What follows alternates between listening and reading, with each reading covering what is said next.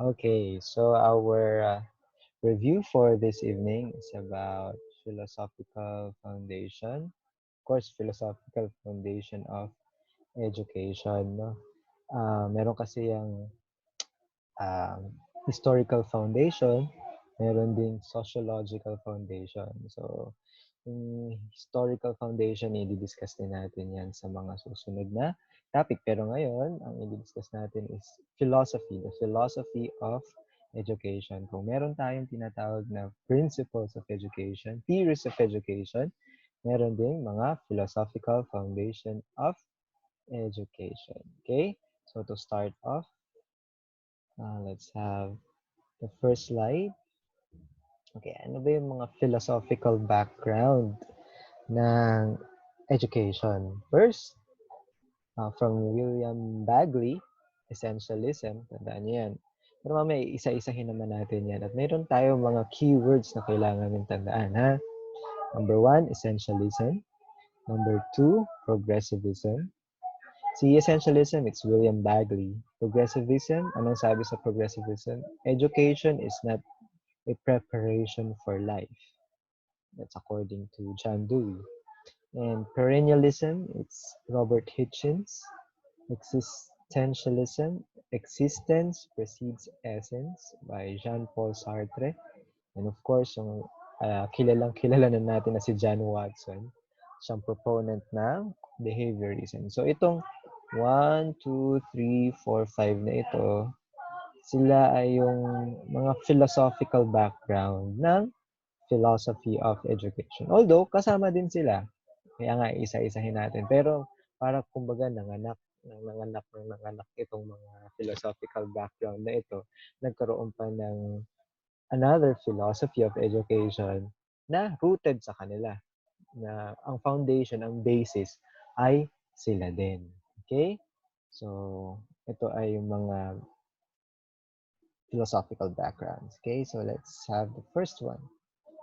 Anyway, ano-ano ba yung mga philosophy of education na yan?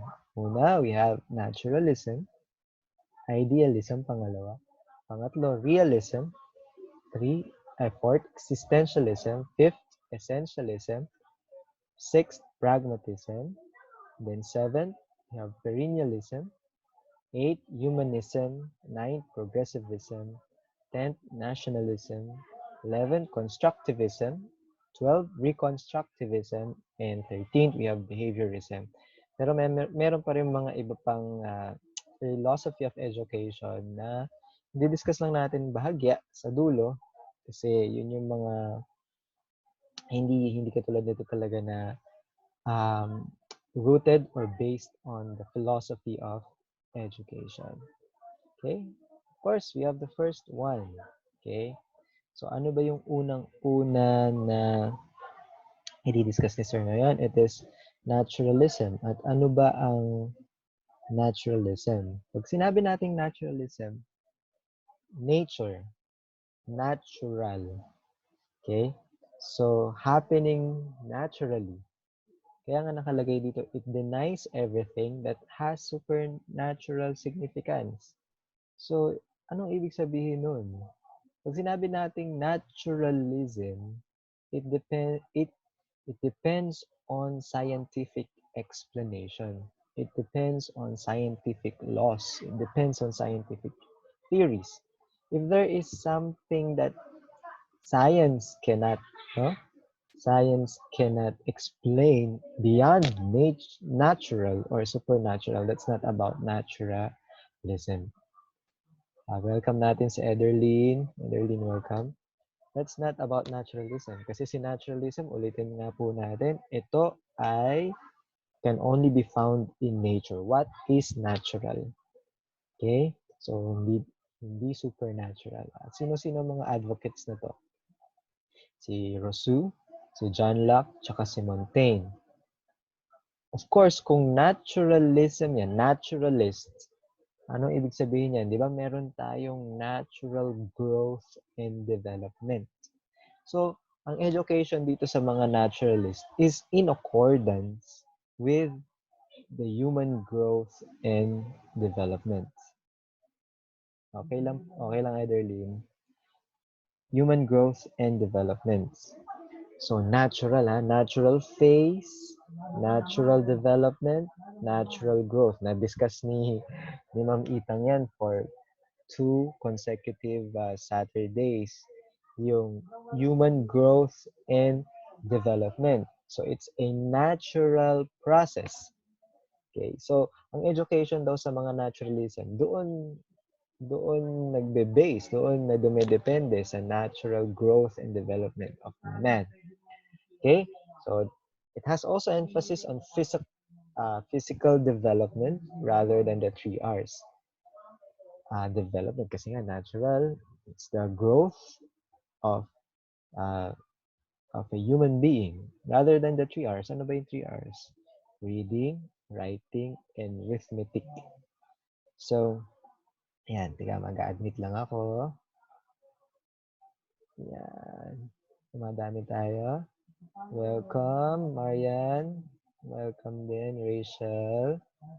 Okay, ang pinag-uusapan po natin ngayon ay philosophy of education sa mga ngayon lang po at siguro kakasagot lang ng ating pre-test. Ang pinag-uusapan po ulit natin ay philosophy of education. Huwag kayo mag-alala, this is the first. Ulitin natin, pag sinabi nating natural, this is all about what are the natural processes, yung kung ano lang yung pwedeng i-explain ni science. So, for example, miracle. Kailan lang ba na-declare na miracle yon? Kapag hindi na ma-explain ni science. For example, bakit sabihin mo, milagro ito, gumaling ako. Kapag na-declare na doktor, ay hindi na maipaliwanag ng doktor kung bakit ka gumaling. That is supernatural and that is not about naturalism. Okay? Yun po. To educate is to adapt to the changing times and needs. Naaalala niyo uh, yung the law of yung sa evolution, di ba? The natural selection. Natandaan niyo yun? Di ba? Pag sinabi natin yung theory of evolution, survival of the fittest, elimination of the unfit. So, doon nakabase itong naturalism. Bakit kailangan ng education? For human beings to adapt, to be fit, and to survive naturally. So, yun. Okay? So, yun po. And prepares learners to experience life as it is. Okay, so that's the first, naturalism. Ulitin natin. Pag sinabi natin naturalism, it conforms or it is based on the law of nature. Okay? Next, we have, tandaan yan, law of nature. Next, we have is the, ayan. Ano daw yung aim of education in naturalism? Self-expression. Self-expression, not self-realization. Kasi mamaya, isa pang philosophy yun, yung may self-realization. Self-preservation. Education should help the child in self-preservation. So it includes self-health along with healthy environment. Health is a natural, our body has its natural processes. Kaya importante sa mga naturalist yung health. Kasi natural yung proseso ng katawan natin. Diba? Also, healthy environment. Yung environment as well, diba? Kung nakapag-ecology kayo sa akin, diba? It's an ecosystem. It also follows a natural process. Okay? Fullest development. Naturalism believes that the chief aim of education is the fullest development of the child. Development, pinag-uusapan natin dito. It's the natural process of growth and development. Survival of, ito nga sinabi ko sa inyo kanina, survival of the individual. Kay Charles Darwin, no? So, it's a naturalist, okay, point of view, that it believes that the fittest alone should survive. Kung hindi ka makapag-adapt sa changing environment, then you are not fit, then you will not survive. Okay? Education must equip the child to struggle to exist. For example, mag-recitation nga rin tayo ngayon. Example, Heatherlyn. Heatherlyn, unmute ka. Nandiyan ka ba? Hello, sir. Hello Oh, po. hello. Oh, for example, di ba? Lililindol ngayon. Is it a natural, Opo. example lang, is it a natural phenomenon?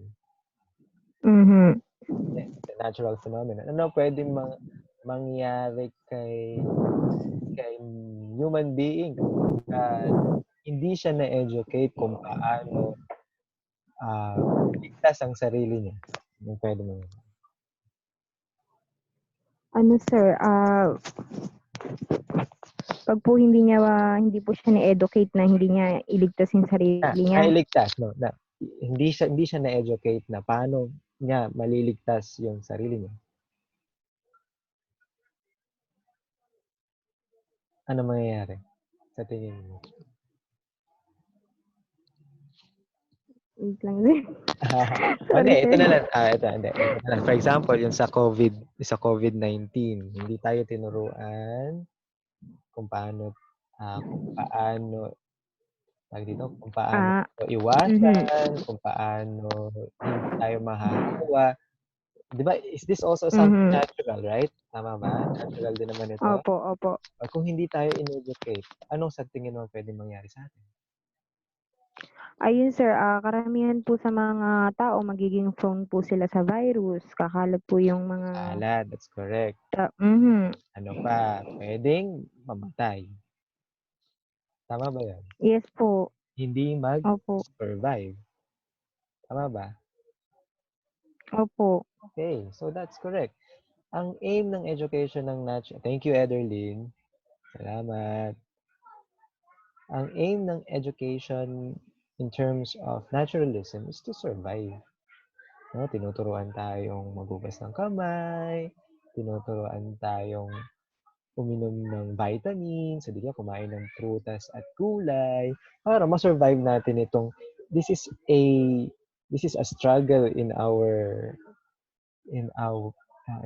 the natural in a natural way, di ba?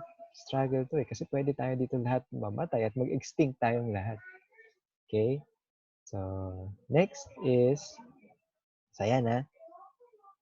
Next slide. Idealism. Okay. Ano ba ang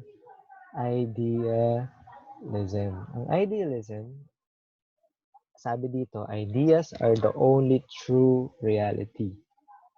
Okay? Knowledge obtained by speculation and reasoning. Kaya nga, itong idealism, sino ba ang mga nag-ano nito? More of philosophers. Ang mga propose nito ng idealism. Bakit? Kasi they give more ideas. Puro reasoning. Okay? Puro reasoning out. They try to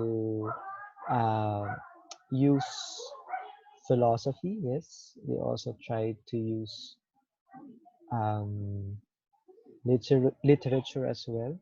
Okay? So, puro speculation and reasoning. So, ano-ano yung mga na-develop dito? Introspection. No? Introspection. Ano pa? Intuition and the use of logic. Ano nga ba tong introspection, intuition, and the use of logic? Sa tingin mo, Jennifer, nasa ba si Jennifer? Ano ibig sabihin ng introspection, intuition, and the use of logic? Jennifer. Jennifer? Nandito ka ba? Jennifer? Wala. Marian. Marian. Hello, sir. Yeah. Sir, Yeah. Sige. sir, ano lang po, idea lang po. Okay. Parang ano po, gumagamit po yung isang tao, yung utak po niya yung pinapagana niya po para ma-solve yung, for example po, merong isang proposal, gano'n. Okay. Tapos yung Sige, sige lang. ginagamitan po niya ng logic yung o yung parang sa sarili lang po niya, gano'n. Okay, that's correct. Very good. Pag sinabi nating idealism, yun nga, introspection, intuition, and the use of logic, more of reasoning, yeah, tama yung sinabi niya ni Marian. Bukod doon, more on they argue, okay, yung mga arguments, and introspection. Pag sinabi nating introspection, nire-reflect mo yung thoughts mo eh. Yeah, there is reflection on your thoughts. Natatandaan niyo ba yung isa sa level of knowledge, yung metacognition? Yeah, parang introspection din yun eh. You tend to reflect the way that you are thinking. Pag sinabi nating intuition, ano naman ito? Mga babae magagaling sa intuition. Ederlyn, ano ba ang intuition?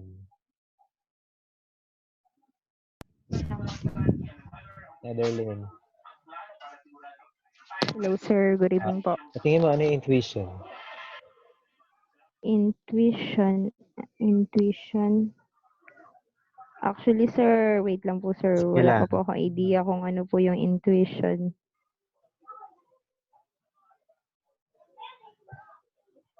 Oh, mga girls, In, magaling dyan. Intuitive. Very intuitive ang mga babae. Sa Tagalog, ano? Parang, wait lang, sir. ano ba? Intuition. Ano yan sa Tagalog? Parang ano, sir? Ano to? Kasi, ano yan, ano yan?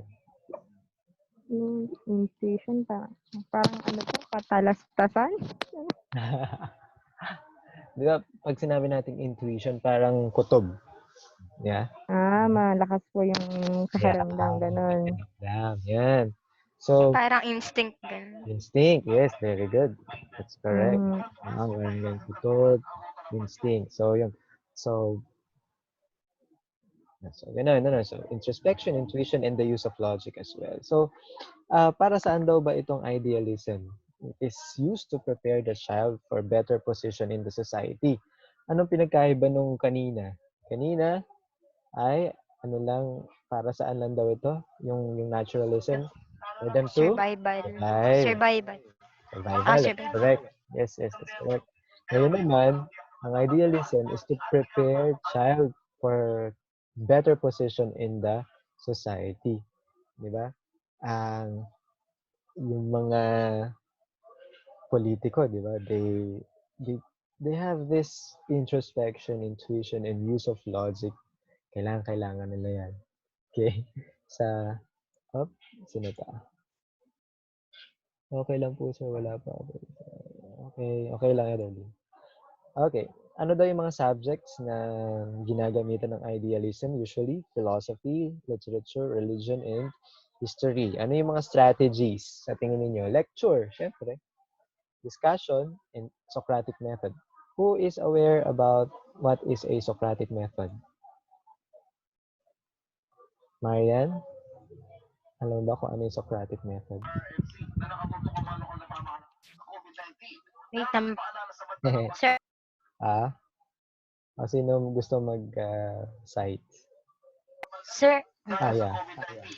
Again po. Ano po yan, sir? Socratic method. Ano ibig sabihin yun? Socratic. Kay Socrates. Charot lang, sir. Socrates? Yeah, that's correct. It came from Socrates. Kasi sabi ko nga sa inyo, itong idealism, ang mga proponents nito, mga philosophers, mga Greek philosophers natin. So, it came from, that's correct, it came from Socrates. Pero ano bang ginagawa ng mga philosophers dati? Wala pa akong idea, sir. Di ba they do debate? Di ba? They do debate, they do discuss. Tama ba? At ano ang ginagawa? Si Socrates kasi ay isang teacher din lecturer din yun. Anong ginagawa niya anong ginagawa niya sa klase niya? He do question and answer portion. Yun po ang Socratic method. Question and answer. Na? So, magtatanong si teacher, kamukha ng ginagawa ko ngayon. I ask you question and then you answer me. Okay? You try to discuss, you try to reason out in that Socratic method. Okay? And emulation of examples and heroes. Ito naman, sa idealism. Pag sinabi nating emulation, ang kumbaga, gusto ng mga teachers, in terms kapag idealist sila, gusto ng mga teachers gayahin yung mga magagaling, yung mga heroes, yung mga matatalino. For example, gayahin nyo si Socrates, gayahin nyo si Plato, gayahin nyo si Aristotle. Di ba? Kasi nga, bakit? Kasi they had that better position in the society. Di ba? So, because we prepare the child to be better positioned in the society, sino ba ang pwede nating mga pwede nating gawing example para sa kanila? Eh siyempre yung mga individuals na naging better in the society, di ba? Kaya tingnan niyo, history nandiyan. Sino-sino ba yung mga pinag-aaralan natin sa history? Siyempre, mga heroes. Isa na doon yung mga heroes. Tama ba? Tama ba, Marian? Isa na doon Opo, sir. yung mga heroes. Bakit? Kasi sa idealism, they want to they want to set examples to the learners kung sino yung mga dapat nilang gayahin for them to have a better position in the society. So that is idealism. More on ideas, more on reasoning. Si naturalism, more on natural processes. Number 2, idealism, more on reasoning. Okay, we prepare the child for them to be calm or to have a good position or better position in the society. So next we have what is the aim of idealism? The highest aim is to search for truth. Okay. Next we have the ultimate aim, self-realization. And third is character development. Okay. So next we have realism. Ano naman itong realism? Tapos na tayo kay naturalism. Meron na tayong idealism. What is realism? Ito naman yung mga actualities of life. What is real? Yeah? What is the ultimate reality? It is the world of physical objects. Ibig sabihin, reality is independent of the human mind. This physical object is independent. Ibig sabihin, hindi sila magkasama ng human mind. No? Sino-sino ang mga advocate na ito? Si Aristotle, si Thomas Aquinas, tsaka si Jonathan Herbart. Okay. It organized, separate, and systematically arranged matter. Okay. Kaya naman ang subject natin dito is more of mathematics and science. So recitation, experimentation, and demonstration. Okay? So, ulitin natin pag sinabi natin realism, real objects. This physical object is separated from the human mind. Okay? So, ulitin natin, inorganize natin itong mga objects nito, mga physical objects na ito, systematically para mapag-aralan. At sino mga systematic na nag-ayos nito at nag-aaral nito? Anong mga subject iyon? Number 1 is science. Number 2 is math. Okay? So next we have what is the aim of a realist education? To understand the material world through inquiry, not science. A study of science and scientific method. So science and scientific method again. A need to know the world in order to ensure survival and good life. Also, parang naturalist, this is more of the physical world, si realist. Basic, essential knowledge with no-nonsense approach and transmit culture and develop human nature. Sabi ko sa inyo, parang ang naturalist, pero si realist, mas nakafocus talaga siya sa separation ng human mind and the physical world. Existentialism naman. Sabi dito, existence precedes essence. So, man conceives and makes of himself. Dito, ang tatandaan ninyo guys, lagi niyong tatandaan sa existentialism, more of I, ako. Okay? Kasi nakalagay dito, it's a philosophy of subjectivity. So, my own view, mine. Laging ako. Tandaan niyo na pag existentialism, self. Okay? So, based on what is concrete, knowledge about realities of human life and the choice each person has to make. So, bakit ako? Sarili ko. Okay? Kasi nga, it's a philosophy of subjectivity. So, it depends on my own point of view, my own choice as a person. So, this is according to Soren Kierkegaard and Jean-Paul Sartre. So, existentialism yan, ha? Pang-apat na yata yan. So, what is the aim of education in existentialism? To assist in the development of self-realization. Self-realization, sarili ulit ha. Ako. Develop authentic self of the child. Ako ulit yun. To inculcate choice-making power in student. Sarili na naman niya. No? To prepare child to face tragic situation of life. To develop sense of responsibility in child. And to develop unique personality of the child. Unique. So, self. So, ulitin natin ha. Anything does with yourself. In terms of the philosophy of education, it's all about existentialism. You, as your existence as a person, a unique person. Okay? So, yan po. Yan naman kailangan natin tandaan na term. Self. Next, we have essentialism. Ito naman, si essentialism, naka-root siya. It is rooted in idealism and realism. Ano ba yan? Thank you. Idealism and realism. So, sabi dito, essence precedes existence. Nauna daw ang essence kaysa sa existence. Ano ang kailangan yung tandaan dito? Na term. Back to, Essential. back to basic. No? Back to basic. What is essential? Yung basic lang. Ang kailangan nating ituro sa mga bata. Tandaan niya na, sinabi nating essentialism, back to basic. Kung ano lang yung basic. Fundamental skills and knowledge lang. No? So, sino ang nag-propose nito? Si William Bagley, James Corner, Rickover, Paul Kupperman. So, paano natin prepare ang mga students dito? We prepare students to become competent and valuable members of the society.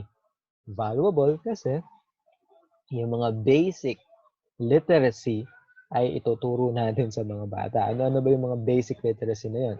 Reading, writing, speaking, and arithmetic.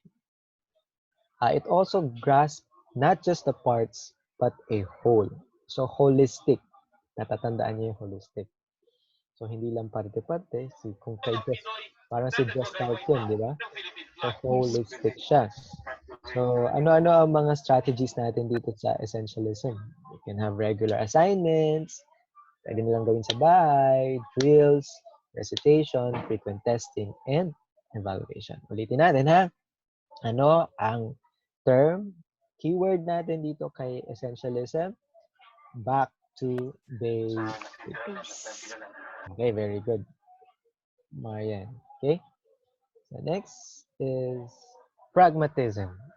Ito naman, ano ang keyword natin dito kay pragmatism? Experience. No? So, experience is the best teacher. Yan ang pragmatist approach. Ulitin natin na pag pragmatism, ang keyword natin, experience. So, what is experience and observe is true. Yun ay para sa mga pragmatist. No? What else? Functionality and practicality. What is useful is true. Okay? So, it is thought that must produce action. Sa pragmatism din, bukod sa experience, what is experience and observe is true, ay this is more of technology. Bakit technology? Isipin din natin, pag pragmatist, more technological. Bakit? Katingin nyo, anong term dito?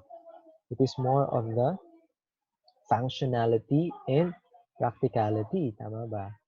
And thought must produce actions, I mean. So, yung inisip mo, kailangan mong magkaroon ng product. At yung product na yon is more of technology. Kaya nga nakalagay dito, application of what is learned. Di ba? Yung action research nyo, it's also a pragmatist approach. Why is it pragmatist approach? Kasi you have a problem, you thought of a solution, and then anong ginawa nyo doon sa solution na yon? Guys, Marian, anong ginawa nyo doon sa naisip yung solution sa action research? Sir, ano po, from idea po, ginawan po namin ng intervention materials po yung... Yes, that's correct. Diba? So, is it pragmatist approach? Yes po. Yes, that's a pragmatist approach. Na-experience nyo, may problem dito sa mga students ninyo, tapos gumawa kayo ng intervention. Hindi nyo lang naisip yung intervention. Kung hindi, gumawa kayo ng product ng intervention mismo at nagkaroon siya ng application. Okay? So, sino po ang nag-propose nito? Si Charles Sanders Peirce at si John Dewey. Of course. Learning by doing, di ba? Yan si John Dewey. Learning by experience. First-hand experience. That's napaka-pragmatist talaga nitong si John Dewey. Parang yung action research ninyo, ano siya? Ano yung mga strategies natin dito? Number 1, collaboration. Number 2, problem-based. Number 3, project-based. Okay? So, ano-ano yung mga isa pang strategy? We have experimentation, project making, and problem solving. Ulitin natin ha. Pag pragmatist, ano-ano yung mga terms natin? Number 1, experience. Number 2, technology. Okay? Next, we have perennialism. Okay.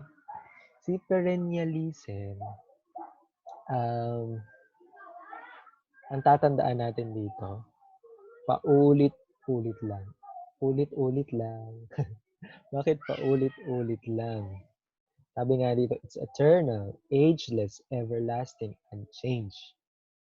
Napaka-conservative nitong philosophy of education na ito kasi parang ayaw nilang tingnan yung bagong nangyayari. Para sa kanila, history repeats itself. Kung ano nangyari nun, siya rin namang mangyayari ngayon. Di ba? For example, yung pandemic natin ngayon na to, di ba? Meron din dati, may nangyari ng Spanish flu or bubonic plague. So, sa isang perennialist, okay? Sa isang perennialist, guys, ay sa isang perennialist ay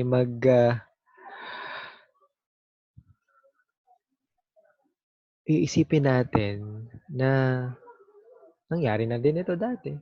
So, ganun din naman ang ituturo natin sa kung ano yung ginawa dati, gayon din naman ituturo natin sa mga bata ngayon. Ano ba ginawa nila noon? 'Di ba? Nag-wear ng mask. So, nag-wear din tayo ng mask. So, yun ang ibig sabihin ng perennialism. By the way, perennialism is influenced by realism. Truth is universal, never influenced. Ibig sabihin, hindi nagbabago. Universal ang truth para kay perennialism. Ageless, everlasting, unchanged. It acquire understanding of great works and civilization. Bakit kaya it acquire understanding of great works and civilization? Sa tingin ninyo? Kasi, sabi nga, history. So, kung ano lang yung pwede nating tingnan na model o di kaya framework, kung hindi naman nagbabago ang mga bagay-bagay, ay yung mga nakaraan, yung mga nangyari dati, di ba? Yung, kung ano mga great works dati, yun din yung magiging, yun din, yun din yung titingnan natin. Yung civilization dati, yung mga great civilization dati, yun lang din ang titingnan. Kaya nga kung titingnan ninyo guys, ang subjects nito ay history, kauna-unahan. Okay? Because past is being taught because of their significance. Because they are significant pa rin hanggang ngayon. They are relevant, sabi ng mga perennialists. Okay? So, it also is based on recurrent themes of human life. Pag sinabi natin recurrent themes of human life, paulit-ulit lang. Okay, next we have humanism. Si humanism, kanina paulit-ulit. Okay, history repeats itself, perennialism. Si humanism, nakaroot naman ito sa economic and political changes. Ang tatandaan nyo kay humanism, para silang mga uh, realista. Gusto ng reforma. Gusto ng pagbabago. Ayan, humanism yan. Okay? So, there are three main lines of growth: intellectual, aesthetics, and scientific. Okay? Meron tayong tinatawag na individual humanism. Yung mga individualistic humanism ay they live life to the fullest. Sa social humanism naman, reforma sa lipunan, no? Di ba? Doon natin naririnig yan sa mga nag-aano, Aktivista, sir. mga aktivista, oh. So, mga humanists yan. So, sila Da Feltre, Erasmus, Pestalozzi, ang mga nag-propose niyan, no? So, ang ganda ng strategies natin dyan. Theme writing, drills, exercise, play. Di ba sa history, usually nagpapasulat sila, theme writing, and even mga plays, no? Na sumasalamin sa kung ano nangyayari sa lipunan natin. Sa politics, sa economics. Okay? In humanism, there is also the use of praise and rewards, literary appreciation, physical education, and social training as well. Ayan. Sumunod na tayo is progressivism. Okay. So, isa pa to. Kanina, meron na tayong tungkol sa pragmatism yun, no? Tungkol sa experience. Another, like pragmatism, is progressivism. So, ito naman, it emphasize change and growth. Alam, ito, this is more of uh, social interaction. No? Because sabi ng mga progressivists, man is a social animal. Okay? Learning through experience. At yung experience na ito ay nakafocus din, again, sa interaction with the society. Sabi dito, it's a learner-centered approach because it is more of the experience. Okay? Experience ng mga learners mismo and the validation of ideas by the students through active experimentation. So, ano mga strategies natin dito? Discussion. Okay? Kasi nga, how man interact with others. Of course, interaction and group dynamics. Ano si progressivism ulit? More of the experience of the learners through interacting with others. Okay, that's progressivist. Okay, ano nga ulit ang progressivist? Sabi nga ni ulit kay John Dewey, a theory of education that is concerned with learning by doing and purports that children learns best when pursuing their own interests and satisfying their own needs. Okay? So next, nationalism. Okay, from the term itself, nationalista. Okay. Ano lang ang gusto nitong i-develop sa mga bata? Number one, loyalty to the country, to the state, Number 2, patriotism, national feeling, and responsible citizenship. Saan natin tinuturo ito? NSTP, mga kabayan subjects, di ba? GMRC, Kasi, sir. HECASI, that's correct. AP, Araling Panlipunan. So, yan ang isa pa sa philosophy, which is nationalism. Guys, medyo madali ako. We only have 5 minutes, no? Natapos naman na yata. Constructivism. Okay, so sa constructivism, reality does not exist outside of human conceptions. Si constructivism, guys, kung natatandaan ninyo, si, ang mga estudyante, mga learners, may pre-existing knowledge na yan. Tapos, gusto mong mag-introduce ng bagong knowledge. So, anong kailangan natin gawin?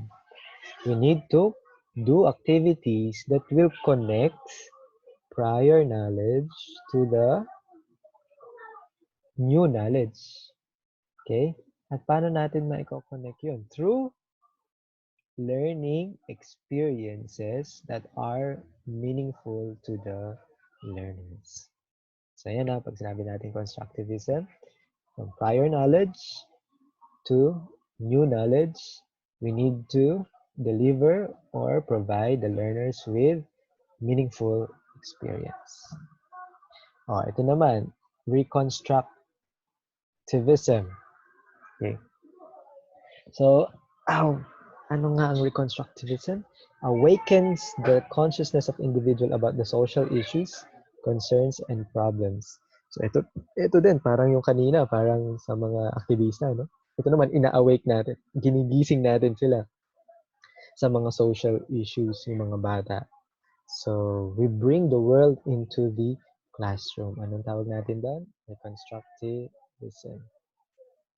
And of course, I think this is the last. We have behaviorism. Pag sinabi nating behavior, guys, behaviorism, ito yung how the environment, not only the physical environment, pero yung mga nakakasalumuha din yan, nakaka-apekto sa behavior ng mga bata. No? So, kaya nga rooted from the work of Ivan Pavlov and John Watson and even B.F. Skinner, di ba? More of conditioning. Paano nakokondisyon ang ugali ng bata dahil sa mga nakasalamuhan niya o kung sino man yung mga nasa paligid niya. Ito sa diniscuss ni Ma'am Itang, di ba, yung nature versus nurture. This is also more of the nurture part. No? Kung ano yung kinalakihan ng mga bata ay nai-influensyahan siya nito. Kaya nga tayo mga teachers, very dapat maingat tayo kasi tayo ay maging models ng mga bata kasi pwede tayong gayahin ng mga bata.